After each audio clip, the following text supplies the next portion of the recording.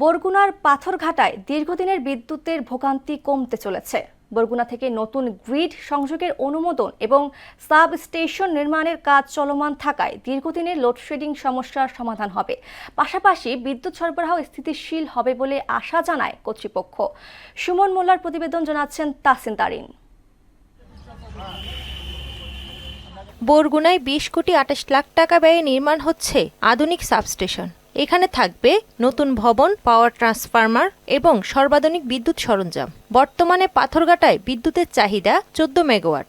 নতুন সাবস্টেশনে সরবরাহের সক্ষমতা 40 মেগাওয়াট। বরগুনা থেকে বিদ্যুৎ সংযোগ স্থাপনের দাবি ছিল আমাদের সব মানুষের। বিশ্বাস করি এটার কার্যক্রম চালু আছে তখন এটার মানে সুফল আমরা পাবো। আগামী বছরের মধ্যেই জনসাধারণ এই সাবস্টেশনের সুবিধা পাবে বলে আশ্বাস দেন এই কর্মকর্তা। আমরা আশাবাদী যে সার্বিক পরিস্থিতি যদি সঠিক হয় তাহলে আমরা 1 বছরের পরেই এটা উদ্বোধন করার চেষ্টা করব।